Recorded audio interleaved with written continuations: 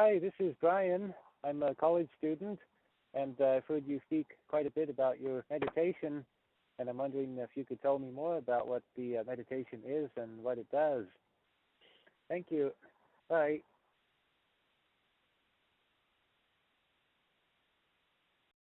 That's an excellent question, Brian. Thank you for the question. How do I know there's a God? Because I know in my heart there is. I see that He exists. Now, I didn't always. When we're little children, we know a lot of things when we're little children. We're very close to God at that time. Or let's say we're very close to our intuition, to what we know in our heart. Okay, to what we wordlessly know.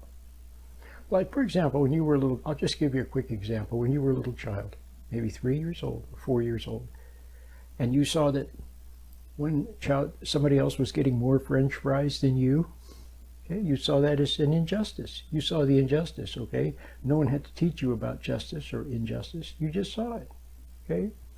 Or if someone was being nicer to someone else than to you, or even if you saw someone being nicer to another child than to some other child. Didn't involve you at all, but you saw the injustice. You just saw it. Okay? Maybe you couldn't put words on it. You were just a little child, but you saw it. Okay?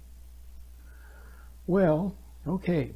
So, but then what happens is, well, then we begin to fall into, we become worldly.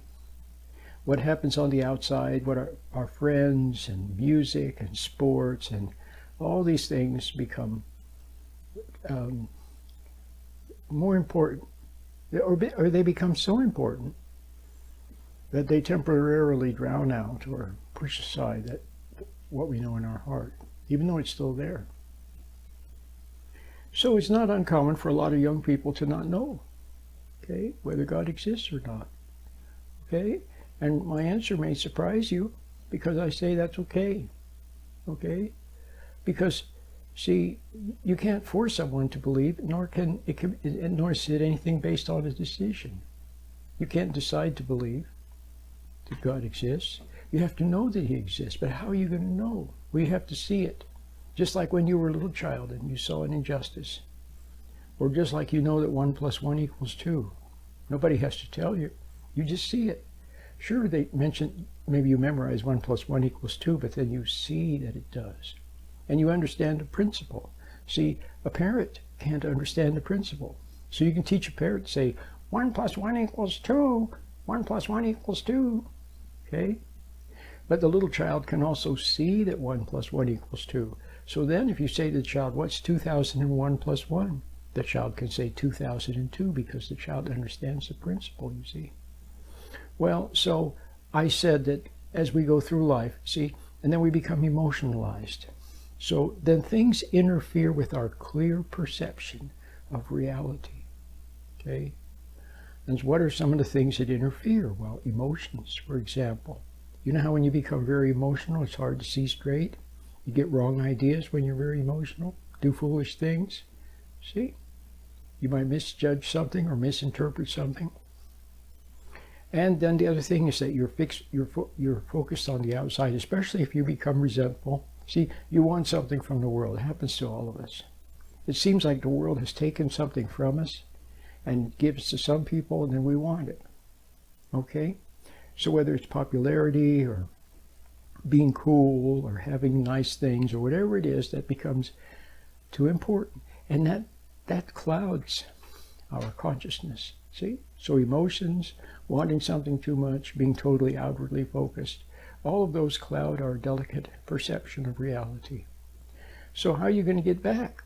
I didn't get back to beginning to see such things for myself till I was, 39, 40 years old.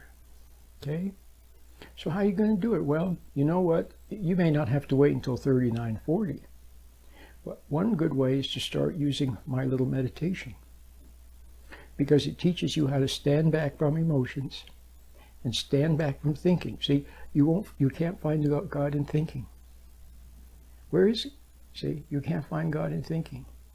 You can't analyze your way to God, nor can you study your way to God. Okay? In fact, because study is a hypnotic kind of a thing, forcing you to concentrate and fixate on the outside, it makes you totally externalized. It actually interferes with perception. It interferes with true belief. Okay? Nor can all the evidence in the world piled up, see, that can't help you to see clearly. What you need is an undulled, I can't think of the right word, pure consciousness, like a clear window pane that you can see clearly through, without the emotions, without thinking interfering, without prejudices and prejudgments and all these things and what other people say and suggestions. All those things get jumbled up in your thinking. You need to learn how to stand back and then just see again, like you did when you were a little child.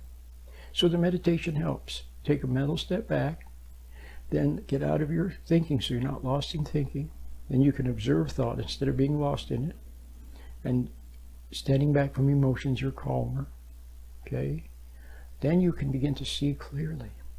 And what you'll be surprised, you'll see a lot of things clearly. Okay? And not only that, but then you can begin to see some of these questions that you always had, like about God and about Jesus and things like that, the meaning of life. See, those are very important questions. And you begin to see. One morning you'll just wake up and you'll just know. And you won't even know how you know, but you'll just know. Okay?